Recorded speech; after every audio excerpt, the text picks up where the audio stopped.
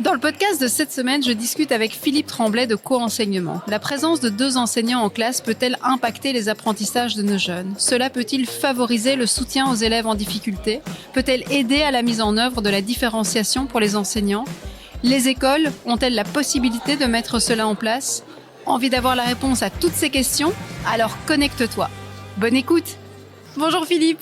Bonjour. Alors merci d'avoir accepté l'invitation. On est en plein festival. Tu viens d'animer une conférence pour nos enseignants belges. Alors justement, il y a beaucoup d'écoles belges qui forment actuellement les enseignants en pratique de co-enseignement. Je pense que toi-même tu es acteur à ce niveau-là. En vue de la mise en œuvre du tronc commun, c'est un sujet qui intrigue, qui questionne beaucoup dans notre actualité et qui effraie parfois aussi. On va essayer de parler justement un peu de ce co-enseignement, voir comment tout ça peut se mettre en place et si nos écoles sont prêtes aussi à l'envisager. Et donc ma première question, ce serait peut-être d'avoir une définition du concept de co-enseignement, en quoi ça consiste concrètement. Co-enseignant, c'est tout simple, c'est 2 profs dans une même classe.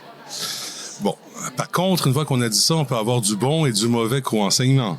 Hein? Donc, une fois que j'ai 2 profs qui viennent pour enseigner, hein, si un prof vient porter un papier dans la classe, c'est pas un co-enseignement à ce moment-là. Donc, pour s'entendre que 2 profs, une classe, c'est du co-enseignement. Mais après ça, est-ce que les gens le font bien ou mal? Ça, c'est une autre question. C'est comme avec la co-intervention. Quand un prof, par exemple, va accueillir une logopède en classe, on va appeler ça de la co-intervention. Ouais. Et encore là, ça peut être plus ou moins bien, dépendant de la manière dont c'est fait. OK, mais donc le concept de base, après c'est la manière dont ça se met en place, mais le concept c'est on est à 2 dans la classe et on va donner cours ensemble. C'est ça. Alors justement, les formes, tu formes de nombreux enseignants toi sur le sujet. Tu as du feedback des écoles qui pratiquent depuis déjà maintenant quelques temps, parce qu'au Canada, je pense que ça se met un peu plus en place, pas forcément, OK. C'est quoi pour toi les atouts, les retours positifs que tu as des enseignants qui ont déjà mis en œuvre le co-enseignement? Mais tu sais, des fois, la Belgique se compare avec le Québec, puis c'est toujours mieux au Québec. Mais c'est pas vrai. Parfois, c'est mieux en Belgique. C'est souvent mieux en Belgique. Et, par exemple, pour le co-enseignement, actuellement, vu qu'une politique publique, avec les heures d'AP, les heures de néerlandais en 3-4, les heures d'éducation physique en 5-6, le tronc commun qui s'en vient en secondaire, la disparition des premières différenciées, tutti quanti, mais en fait, la Belgique devient maintenant, la Belgique francophone, le système scolaire le plus co-enseignant de francophonie. Quand je vais ailleurs, vous êtes vraiment à la pointe parce que vous l'avez généralisé dans pas mal toutes les écoles. Est-ce que c'est pas toujours fait à temps plein, c'est pas toujours fait parfaitement, mais il y a quand même une intention. Les ira entendre, ça, oui, c'est une bonne nouvelle. Ça. Voilà. Faut ça. Ouais. Donc, certains retours des écoles, je dis souvent le 90% du co-enseignement se passe en classe, 50% se passe avec la direction. C'est que le co-enseignement, ça fonctionne ou ça peut se pérenniser, bien s'installer parce que la direction s'implique, s'en mêle, parce que c'est la direction qui a les mains sur les ressources. Donc, par exemple, dans certaines écoles, on a pu faire des journées de formation avec une deuxième journée. Donc, une première journée plus introductive, les gens se mettaient en projet puis on allait voir. Donc, j'ai certaines écoles à Bruxelles, par exemple, qui ont tout réorganisé. Ils ont arrêté de fragmenter l'intervention. Parfois, certains enseignants ont 3, 4, 5 partenaires différents qui vont venir dans la classe pour intervenir. Et maintenant, ils ont un peu plus rationalisé. C'est-à-dire, on essaie d'avoir un seul partenaire qui vient en classe, mais avec une intensité.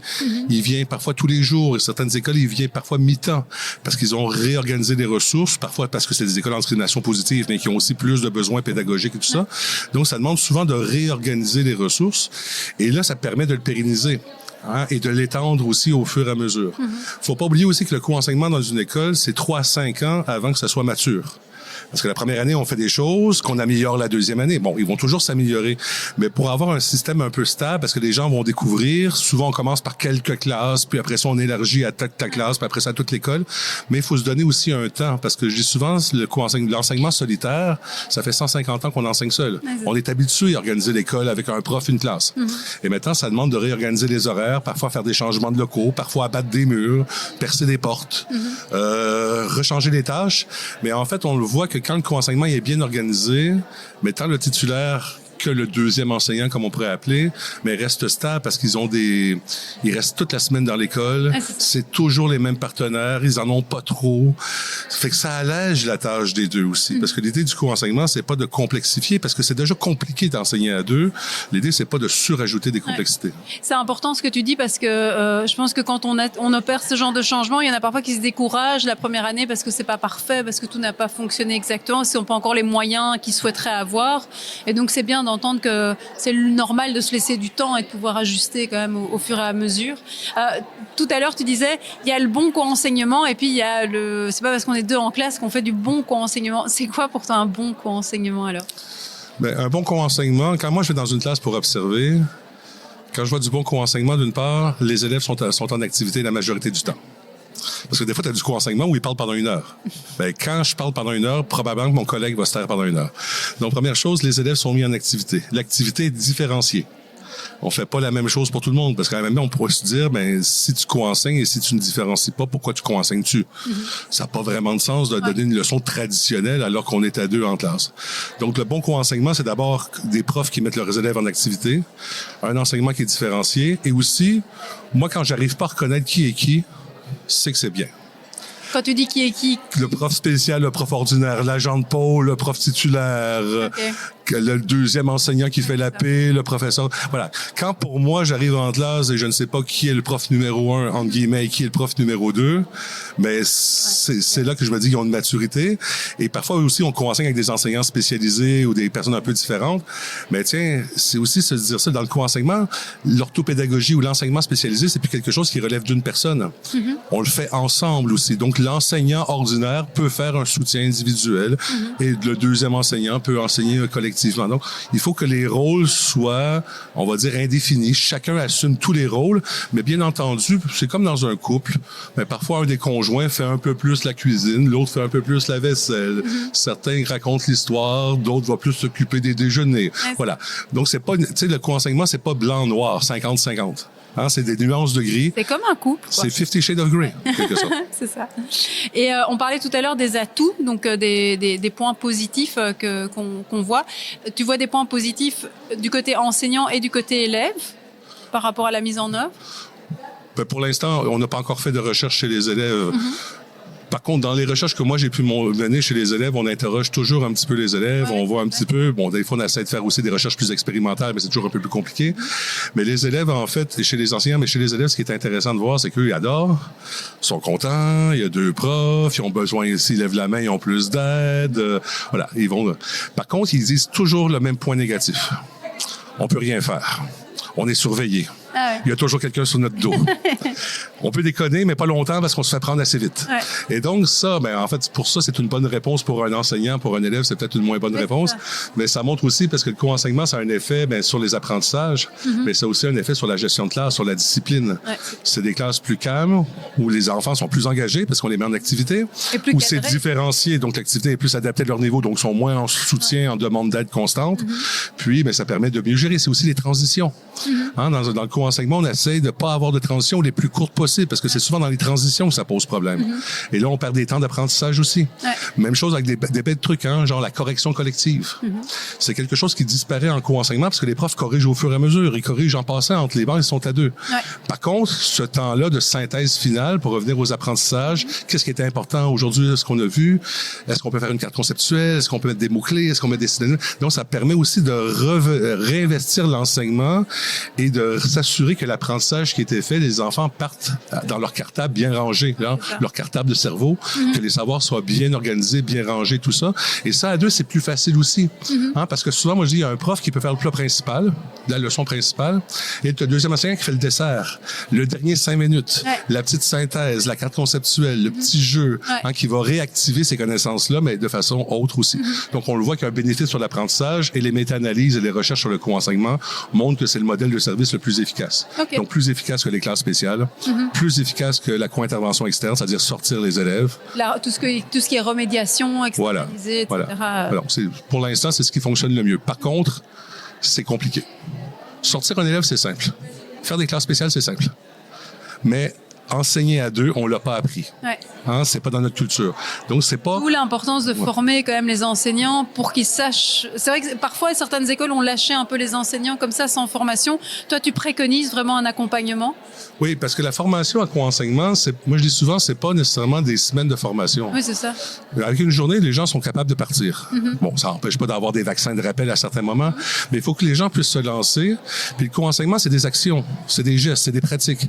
Donc, il faut surtout que les gens ait le temps de rétroagir après, de discuter, de se concerter, de s'améliorer de fois en fois. Ouais.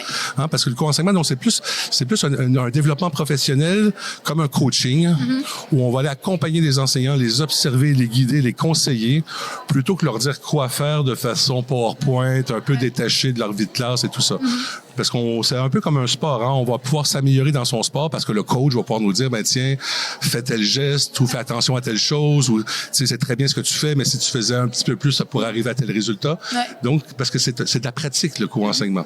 Donc on a besoin de base, mais on a aussi besoin d'être accompagné, d'être coaché, d'être guidé pour savoir si on est dans les bonnes voies, si on est toujours dans la bonne direction, puis comment peut-on monter de division, comme on dit, comment peut-on monter notre niveau de jeu, monter notre niveau de co-enseignant.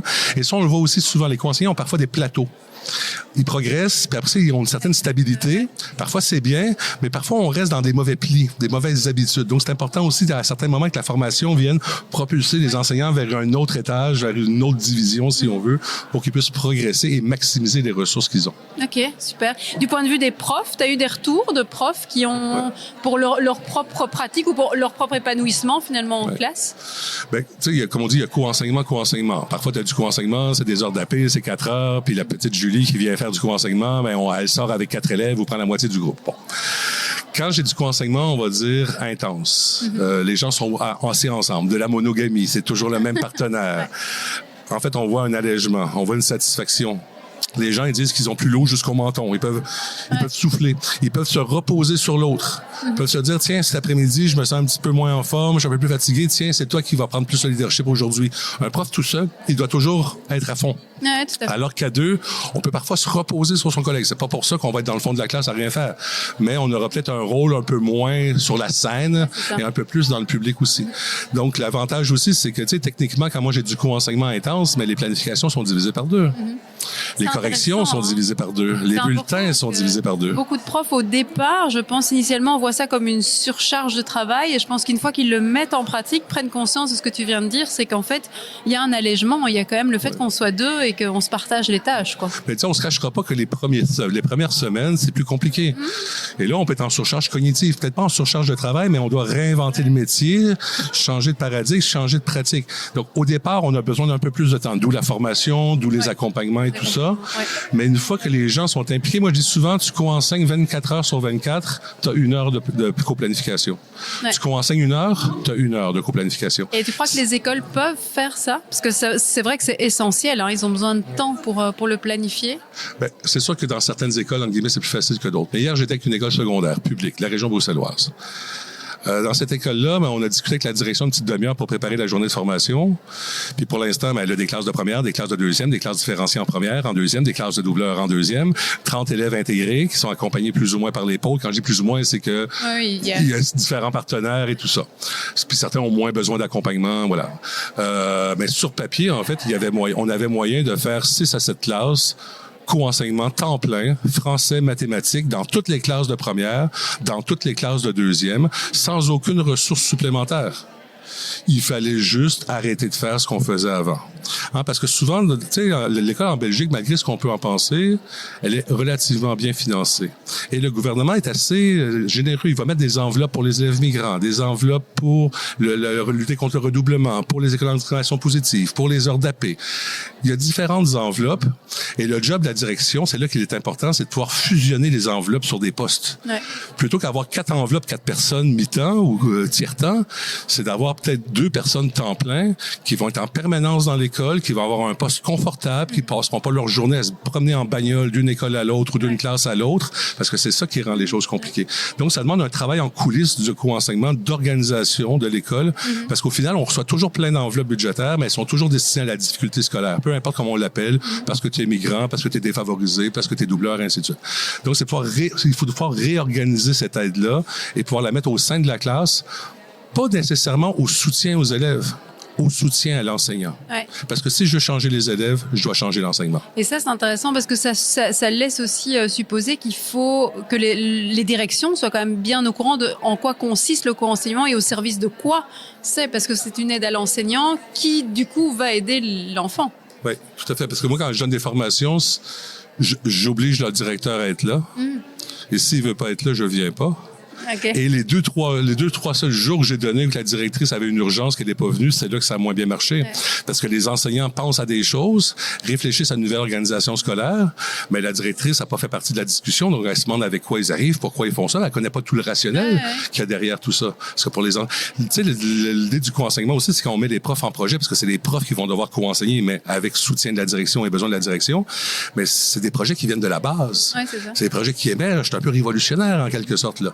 Et donc, c'est important que la direction puisse permettre, organiser, diriger. Moi, j'ai des directeurs qui sont parfois très simples. Ils disent, regarde, j'ai 48 périodes à donner. Je les donne en co-enseignement. J'attends vos projets. Donc, elle donne une direction claire, mais elle laisse les personnes opérationnaliser les projets, chercher les méthodes, puis on va choisir les meilleurs projets, ceux qui sont les mieux organisés. Mais donc, on a vraiment besoin, c'est vraiment, c'est la coulisse du co-enseignement. Les coulisses du co-enseignement sont nécessaires. Puis on sait comme enseignant, on travaille plus en coulisses que sur scène. C'est en coulisses qu'on fait nos planifs, c'est en coulisses qu'on fait nos corrections, c'est en coulisses qu'on fait nos bulletins, c'est en coulisses qu'on rencontre les parents. Et donc, ça prend énormément de temps. Puis si on veut être bon sur scène, c'est qu'il faut un travail en coulisses. Mais c'est la même chose en co-enseignement. Il faut qu'en coulisses, ça soit bien fait, que le directeur fasse bien son travail pour que sur scène, en classe, ça soit facile, plus léger pour les enseignants. J'entends souvent des enseignants qui sont assez ouverts ou curieux, ou en tout cas intéressés par le co-enseignement, mais qui viennent souvent avec cette question de dire en pleine pénurie des enseignants, puisque à l'heure actuelle en Belgique, on sait que malheureusement, on a du mal, les directions ont du mal à trouver des enseignants pour toutes les classes. Est-ce que ils se disent en fait finalement, est-ce que c'est pas une utopie d'imaginer que si on n'arrive déjà pas à en trouver un par classe, est-ce qu'on va en trouver deux? Tu leur répondrais quoi? Je leur réponds, soyons réalistes, demandons les... En fait, actuellement, on a un problème en Belgique et au Québec, c'est un peu le même, en France, un peu dans tous les systèmes scolaires qu'on a, c'est un problème de pénurie d'enseignants. Le problème, c'est rencontré aussi le même, dans les mêmes proportions. 40% des enseignants décrochent dans les 5 premières années. Et en Belgique, on a pas mal les mêmes chiffres. Allez voir les indicateurs de l'enseignement. Donc, notre problème, c'est pas qu'on n'en forme pas assez. Le problème, c'est que ils décrochent trop vite, nos enseignants. 40% de décrochage. Si on regarde le taux de décrochage des enseignants, il est à 8%.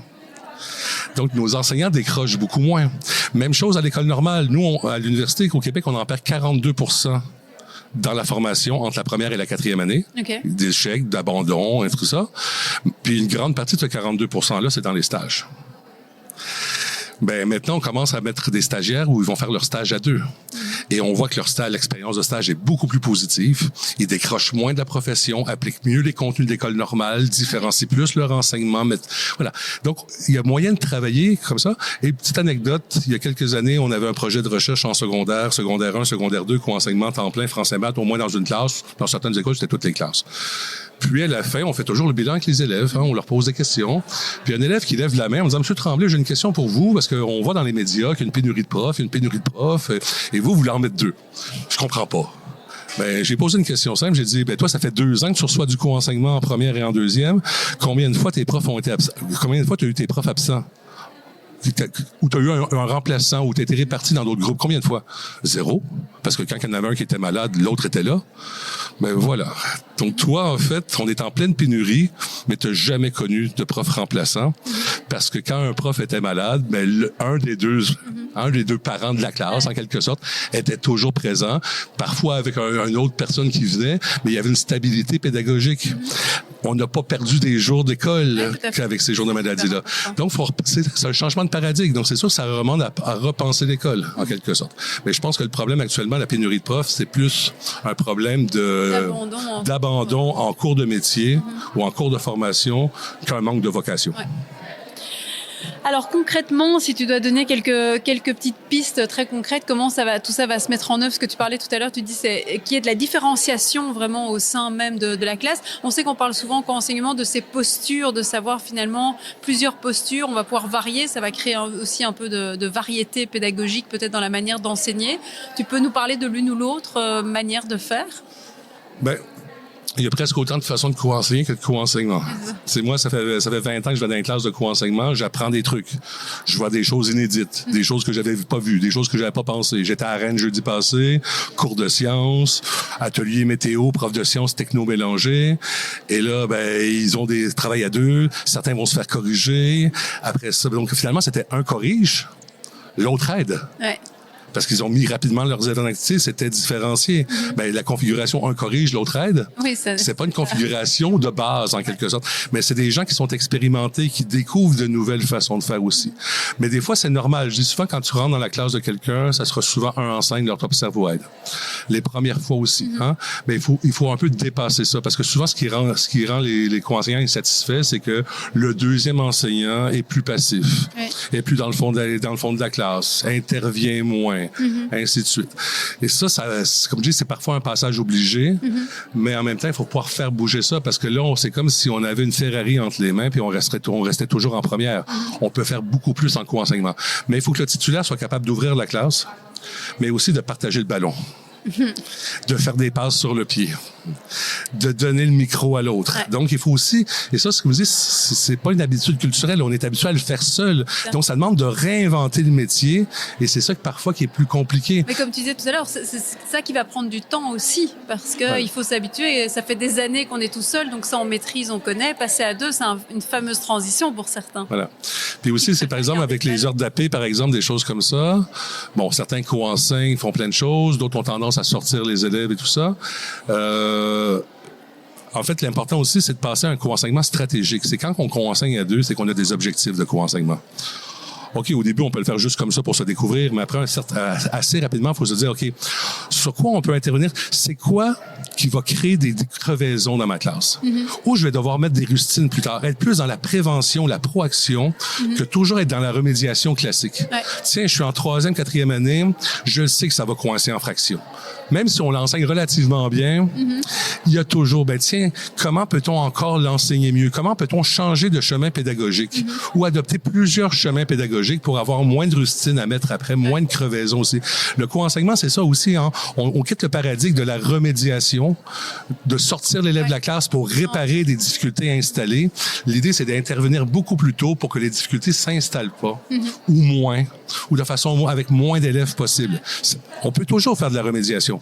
Mais si j'ai moins d'élèves en difficulté, avec moins de difficultés importantes, avec une estime de soi moins affectée, avec une motivation moins aussi affectée, l'intervention va être plus facile. Ouais. Donc, l'important, c'est de déplacer le curseur de l'intervention, être plus proactif. Et un prof, après 2-3 ans d'expérience, il sait où ça coince. Moi, quand j'étais prof en 6e primaire, moi, c'était pas en opération que j'avais des problèmes. Multiplication, division, addition, ça allait bien. C'était pas en géométrie que j'avais des problèmes. J'avais des problèmes dans les rédactions de texte, dans les participes passés. Ça, c'était compliqué pour mes élèves. Peut-être parce que j'étais moins à l'aise, je sais pas. Mais, tiens, si je veux être proactif, donc plutôt que faire des remédiations en rédaction puis en participes passés, si j'avais pu mieux l'enseigner dès le départ, j'aurais peut-être pu mieux intervenir et j'aurais finalement sauvé du temps. Ouais. Oui, non, c'est clair. Et les profs savent exactement, ils connaissent les points de matière qui systématiquement, effectivement, posent problème.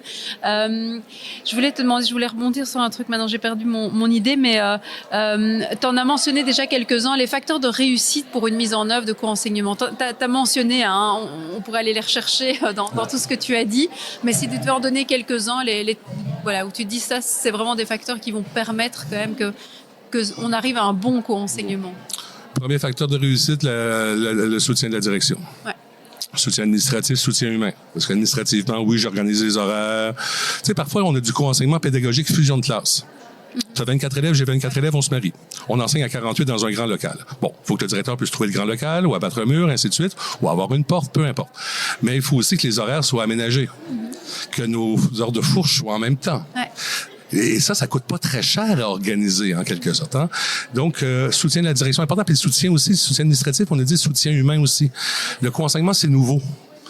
Donc, les gens apprennent ça. Ça veut dire, on doit les accompagner, on doit les récompenser, on doit les féliciter, on doit les écouter pour voir ce qu'ils vivent aussi. Parce que c'est pas facile. Puis des fois, les gens, c'est pas qu'ils sont mal, mais ils savent pas s'ils font bien. Ouais. Vu qu'on n'a pas de modèle, on n'a pas de référence, c'est dur de savoir si on est dans la bonne direction. Un autre critère, c'est l'égalité. 2 enseignants, il faut que ce soit des égaux. Avec une parité, c'est-à-dire que un comme l'autre fait toutes les tâches de façon relativement équitable. Ouais. Ça, c'est important d'être égal. C'est pour ça qu'on parle aussi de co-enseignement. Et quand des fois, on a une co-intervention avec une logopède, ça peut être très positif, mais la logopède, il y a certains rôles qu'elle peut pas avoir en classe. Hein? Elle va souvent faire un peu moins de discipline, mais si je pense, par exemple, à l'enseignement de l'histoire et du fédéralisme en Belgique et de son évolution, c'est l'enseignant qui est formé pour donner ça. Ouais. Alors que la logopède, il y a certaines matières qu'elle pourra pas donner. Donc, elle sera toujours peut-être des fois dans certains cours dans un rôle rôle un peu plus mineur. Ouais. C'est pour ça qu'entre enseignants, on peut avoir une égalité. Les deux profs sont interchangeables, même si moi, je peux être plus à l'aise dans la Belgique fédérale, parce que moi, la Belgique fédérale, c'était mon cours préféré chaque année. Autre point, donc le temps de planification, surtout pour les jeunes couples, surtout pour les gens qui se voient pas souvent. Parce que les gens qui sont toujours ensemble ou mi-temps ensemble, ils planifient tout le temps. Ils planifient jamais. Ils se parlent tout le temps. Ils passent leur écran ensemble. Comme dans un couple. Tu sais, dans un couple, je dis, c'est très rare que dans un couple, on s'assoit tous les deux, qu'on fasse un ordre du jour, qu'on fasse un procès verbal, puis qu'on discute de façon extrêmement structurée. Par contre, si moi, j'ai une petite copine que je vois une fois par semaine, où ils passent 2 heures au téléphone pour savoir quel film ils vont choisir. Parce qu'ils se voient pas très souvent. Alors que quand on se voit souvent, donc ça a à voir aussi avec une autre condition qui est l'intensité.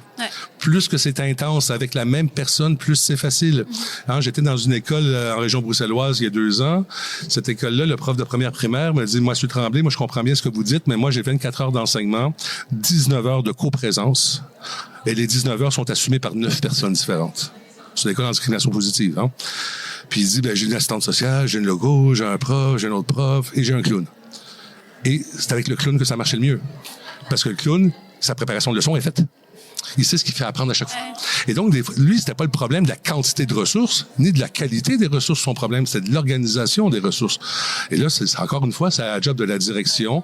Voilà. Volontariat. C'est sûr que un peu volontaire, ça aide. Mais si on co-enseigne, au final, est-ce que c'est pour soi ou c'est pour les élèves? Donc, parfois, on peut faire, je dis souvent, des enseignants, mais on joue des rôles. On n'est pas normal. Quand on enseigne, on n'est pas la personne habituelle de la maison, en quelque sorte. Donc, parfois, c'est comme avec la compatibilité, c'est une autre condition, mais on doit parfois faire des efforts. Si je prends le cas de la Belgique, on a dit en Belgique, c'est rendu une politique publique. On est obligé de co-enseigner maintenant, normalement. Si on regarde les textes, on doit laisser les enfants en classe et les 2 profs doivent rentrer en classe. Et donc, le volontariat, ça s'effrite, ça aussi. Parce que le co-enseignement, c'est une invention des années 80, fait par des profs. C'est pas des chercheurs, c'est pas des directeurs qui ont inventé le co-enseignement, c'est des profs qui ont transgressé des règles non écrites, qui disaient qu'il fallait sortir l'élève. Mais vu qu'il n'était pas interdit de rentrer en classe et d'aider les élèves, ils ont pu le faire. Okay. Mais maintenant que les pouvoirs politiques se sont emparés, on fonctionne plus uniquement sur le volontariat du terrain. Il y a aussi des directions, des PO, des ministres, des politiques publiques qui veulent qu'on maximise le co-enseignement parce que parfois, comme en Belgique, c'est très bien, ils s'appuient sur la science. Ouais. Ils voient que le redoublement marchait pas, l'externalisation marchait pas. Ce qui fonctionne, c'est mettre un maximum de moyens le plus tôt possible et que ces moyens sont intégrés au sein même de la classe pour changer l'enseignement qui est donné. Donc, l'intention politique est très bonne. Donc, par contre, tout le monde en Belgique est obligé de co-enseigner légalement, en quelque sorte. Hein, comme je dis, c'est une condition qui s'effrite.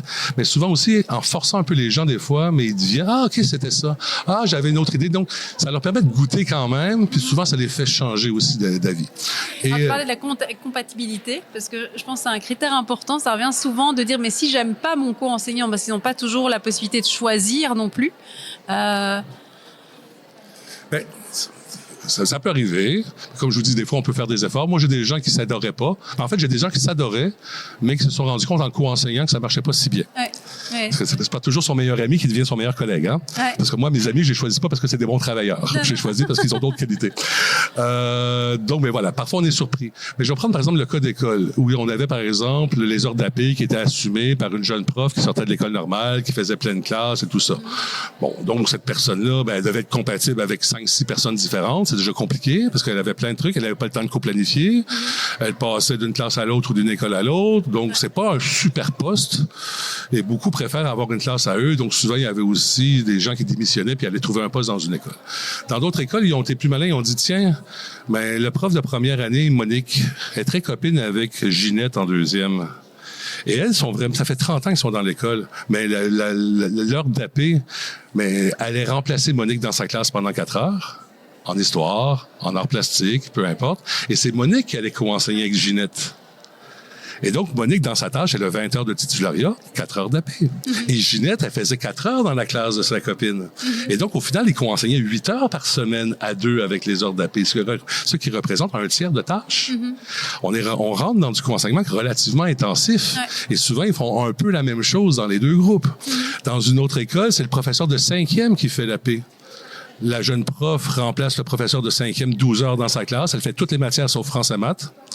Et c'est le prof de 5e qui va en première, deuxième faire la paix. Pourquoi? Parce que tout le monde l'aime. C'est un bon différenciateur. Il est bien connu dans l'école. Il est compatible avec tout le monde. Donc, il faut aussi choisir qui est son deuxième partenaire. C'est pas toujours la personne qu'on engage avec l'enveloppe qui sera la co-enseignante. Faut choisir dans son école. Là, de nouveau, c'est la direction qui est... Puis il y a de l'essai-erreur, puis il faut essayer. Puis parfois, on a des gens qui sont super compatibles, puis après 3 ans, ils divorcent. Ça arrive aussi. C'est des relations humaines. Donc, tantôt, on parlait encore du soutien, le soutien de la direction, le soutien humain de la direction, mais il y a aussi ça. Parce que parfois, on s'engueule dans un couple. Moi, je connais pas de couple qui s'engueule pas.